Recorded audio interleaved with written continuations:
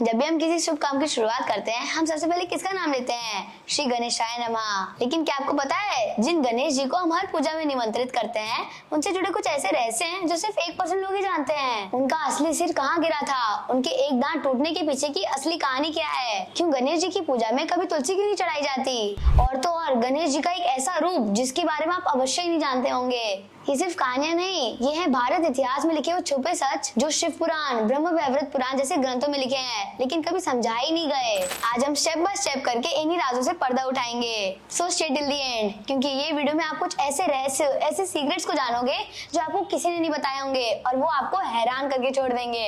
शुरुआत करते हैं जन्म की रहस्य गाथा से, जिसे शिव पुराण से रेफर किया गया है। एक बार माता पार्वती स्नान करने जा रही थी। उन्होंने नंदी को द्वार पर रखकर कहा किसी को अंदर मत आने देना, लेकिन नंदी शिव भक्त होने के कारण शिव जी से बेहद ही वफादार थे। वो शिव जी को नहीं रोक पाए। माता पार्वती को ये बुरा लगा और उन्होंने सोचा कि वो अपने लिए भी एक वफादार रक्षक बनाएंगी। तब उन्होंने अपने शरीर की मैल से एक पुतला बना दिया जिसमें बाद में उन्होंने प्राण डाल दिए और उनका नाम रखा गया गणेश। इस घटना के दौरान शिव जी वहाँ उपस्थित नहीं थे। इसी कारण से माता पार्वती ने गणेश जी को घर की पहरेदारी करने के लिए कहा, क्योंकि वह अंदर नहाने जा रही थी। जब शिव जी वापस आए तब गणेश जी ने माता पार्वती के आगे अनुसार शिव जी को रोका। शिव जी ने उन्हें बार बार समझाने की कोशिश की, पर जब गणेश जी नहीं माने, गुस्से में आके शिव जी ने अपने त्रिशूल से उनका सिर धड़ से अलग कर दिया। Imagine the silence, Parvati ji का रो रो कर विलाप और सृष्टि में हो रहा असंतुलन। यह देखकर पार्वती जी इतनी क्रोधित हो गयी कि उन्होंने बोल दिया कि अगर मेरे पुत्र को वापस प्राण नहीं दिए गए तो मैं सृष्टि का विनाश कर दूंगी। तब शिव जी ने अपने गणेश को बोला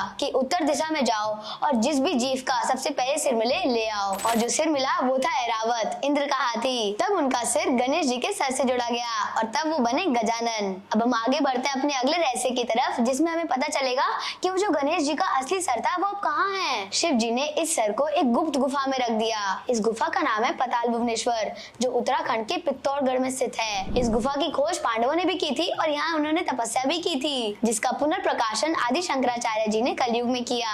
वहाँ एक मूर्ति विराजमान है जिसे कहते हैं आदि गणेश। ये मूर्ति उनके असली कटे हुए मस्तक को सिंबलाइज करती है और आज भी माना जाता है कि भगवान शिव स्वयं उस मस्तक की रक्षा कर रहे हैं। गणेश जी को हम एक दंत भी कहते हैं, पर क्यों?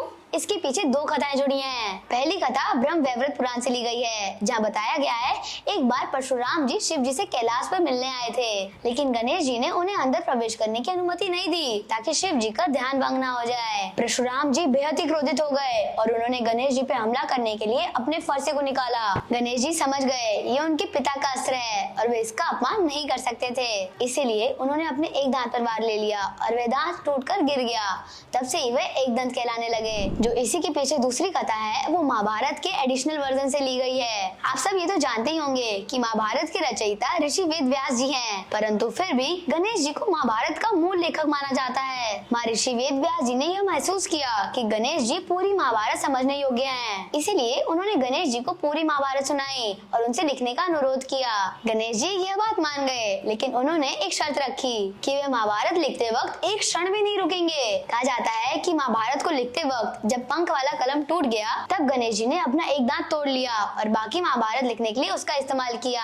यह एक और कथा थी जिसकी वजह से गणेश जी को एक दंत कहलाया जाता है। तो अब हम जानते हैं कि गणेश जी को पूजा में तुलसी क्यों नहीं चढ़ाई जाती और इससे और जुड़े कई रहस्य। एक बार तुलसी माँ गंगा के किनारे से जा रही थी और तब उन्होंने गणेश जी को तपस्या करते हुए देखा और वह उनके सौंदर्य से मोहित हो गयी। उन्होंने बड़ा ही संकोच करके गणेश जी को शादी का प्रस्ताव रखा, परंतु गणेश जी ने इसके उत्तर में कहा मैं एक ब्रह्मचारी हूँ और मैं कभी शादी नहीं करूंगा। तुलसी माँ यह सुनकर बहुत ही क्रोधित हो गई और उनको श्राप दे दिया कि तुम्हारी दो दो शादी होंगी। तब तुरंत गणेश जी ने भी क्रोधित होकर श्राप दे दिया, तुम सदा एक पौधा बनकर रह जाओगी और मेरी पूजा में कभी भी प्रयोग नहीं की जाओगी। आज भी गणेश जी की पूजा में तुलसी के पत्ते को चढ़ाना वर्जित माना जाता है और इस श्राप का वर्णन पद्म पुराण और गणेश खंड में भी है। तो आइए अब हम जानते हैं गणेश जी के रिद्धि सिद्धि से विवाह की कहानी को।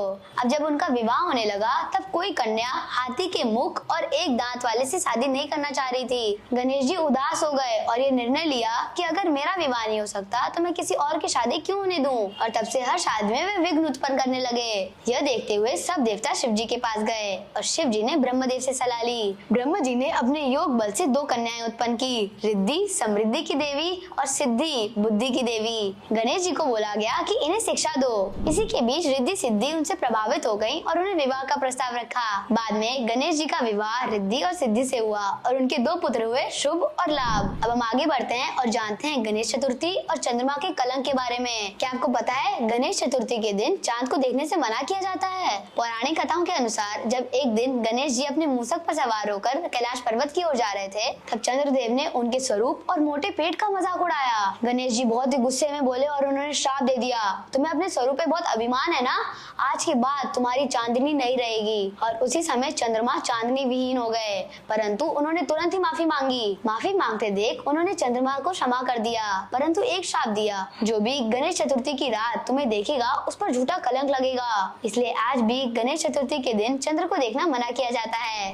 अब हम बात करते हैं गणेश जी के एक ऐसे रूप की जिसके बारे में आप निश्चित ही नहीं जानते होंगे। गणेश जी के कुल 32 रूप हैं और उसमें से एक रूप गणेश जी का तांत्रिक रूप भी है, जिसे अघोर गणपति कहा जाता है। उनकी पूजा तांत्रिक सिद्धियों, प्रलय और जन्म के देवता के रूप में होती है। यह रूप उनका तांत्रिक स्वरूप है, जिसे रक्त वर्ण, 4 हाथ और एक नग्न देवी के साथ दिखाया जाता है। उनके हाथ में होता है एक पाश, एक गन्ना और एक अस्त्र, और उनका चौथा हाथ उसी नग्न देवी के ऊपर होता है। यह रूप हमें याद दिलाता है भक्ति और शक्ति दोनों में समानता है। तो आज के बाद जब भी आप गणेश जी की मूर्ति देखें या उनका मंत्र बोलें, तो याद रखना ये सिर्फ एक कहानी नहीं, एक ऐसी शक्ति है जो तपस्या भी करती है, अपमान को भी सह लेती है, प्रेम को अपने तरीके से जीती है और पूरी सृष्टि का विघ्नहर्ता भी है। अगर इस वीडियो में आपने कुछ ऐसे रहस्य जाने जिसके बारे में आपको नहीं पता था, तो कमेंट में लिख के बताइए जय श्री गणेश। और इस वीडियो को अपने दोस्तों के साथ जरूर शेयर कीजिएगा, ताकि वो भी विघ्नहर्ता गणेश जी की और भी कथाओं के बारे में समझ सकें। और ऐसी स्पिरिचुअल बेस्ड टीचिंग्स और मिस्टीरियस ट्रुथ सुनने के लिए इस चैनल को अभी सब्सक्राइब कर लीजिए। हरे कृष्ण, धन्यवाद।